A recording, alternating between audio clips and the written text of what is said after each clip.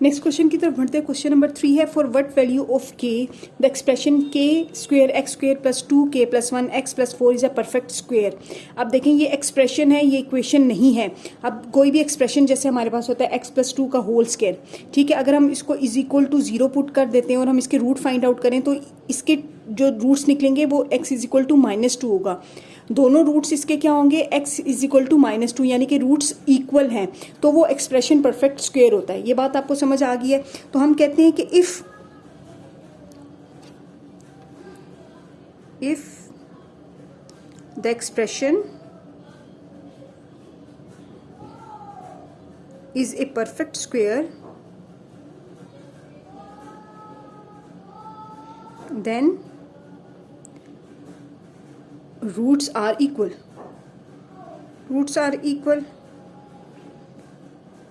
The condition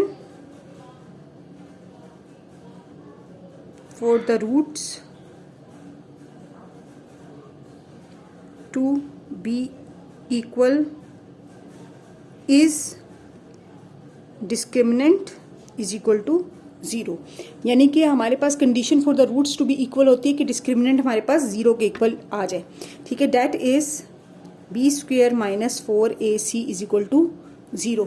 अब ये जो हमें क्वेश्चन दिया हुआ है, हम इसकी ये जो एक्सप्रेशन है इसको स्टैंडर्ड क्वाड्रेटिक इक्वेशन के साथ कंपेयर करेंगे। कंपेयर करते हैं, comparing the given expression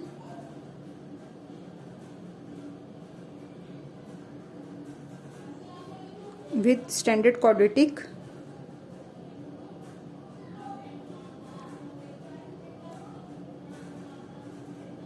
expression। वो क्या होता है, ax square plus bx plus c। ये होता है a हमारे पास क्या है, k स्क्वेयर, b क्या है 2k प्लस 1 और c क्या है 4। पुटिंग द वैल्यूज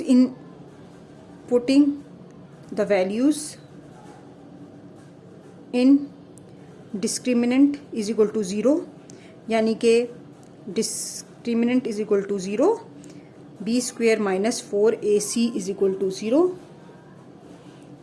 ठीक हो गया। b क्या है हमारे पास वैल्यू 2k प्लस 1 का whole square minus 4k square और c की वैल्यू भी हमारे पास 4 है।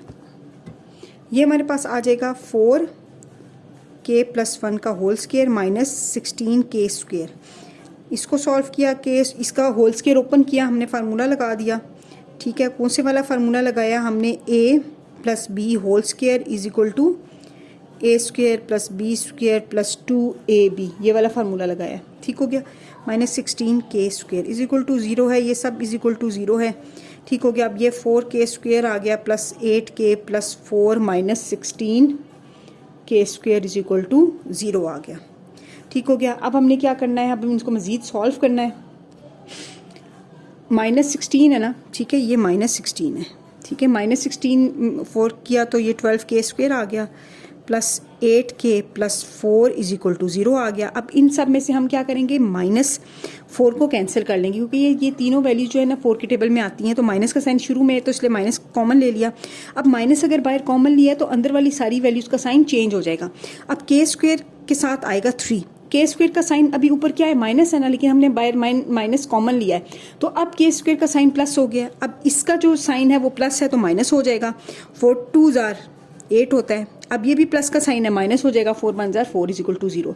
अब इसी को हम ना, इसको हम ऐसे भी लिख सकते हैं और इसी एक्सप्रेशन को हम ऐसे भी लिख सकते हैं। अब हम इसको फैक्टराइज करेंगे। फैक्टराइजिंग द इक्वेशन है, ये जो इक्वेशन बनी थी 3k square minus 2k minus 1 is equal to 0। Factorise करने के लिए क्या करेंगे, पहली वैल्यू एज इट इज़ आ जाएगी, लास्ट वाली जो है वो भी एज इट इज़ आ जाएगी। ये जो दरमियान वाली वैल्यू है इसके 2 पार्ट्स होने होते हैं, ठीक है। पहली जो माइनस है यहाँ पे फर्स्ट वैल्यू के साथ जो दरमियान में होगी उसके साथ माइनस का साइन आएगा, minus minus plus, next value के साथ प्लस का साइन आएगा। अब हमें यहाँ पर r और यहाँ पर s दो ऐसे नंबर्स चाहिए होते हैं, r और s दो ऐसे नंबर्स चाहिए जिनको आपस में मल्टीप्लाई करें तो हमारे पास 3 आए। 3 कौन सा आए, 3 1 जार 3 आए। और जब हम उनको आपस में माइनस करें, माइनस क्यों करें कि माइनस प्लस माइनस होता है ना, तो हमने उनको आपस में माइनस करना है। तो हमारे पास 2 आए, 2 कौन से वाला, ये वाला, तो ये हमारे पास कौन से वाला आए, ये वाला। और माइनस क्यों करेंगे, क्योंकि माइनस प्लस माइनस है, ठीक हो गया। तो अब हमारे पास ये 3 multiply by 1 is equal to 3 होता है, और 3 में से अगर हम -1 करेंगे तो हमारे पास 2 आ जाएगा। तो यहाँ पे हमारे पास 3k और 1k, ये हमारे पास 2 वैल्यूज आ गई हैं। अब हम इसको फैक्टराइज करते हैं सिंपल तरीके से। हमने फैक्टराइज किया तो क्या किया, 3k इन दोनों में से कॉमन आ गया, तो हमारे पास k माइनस 1 आ गया, ठीक है। इसमें से 1 कॉमन आ गया तो k माइनस 1 है। अब ये भी k माइनस 1 है, ये भी k माइनस 1 है, k माइनस 1 कॉमन आ गया, ये 3k प्लस 1 रह गया, ठीक है।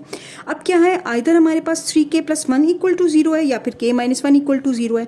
जब k माइनस 1 इक्वल टू 0 है तो हमारे पास k इज इक्वल टू 1 आ जाता है।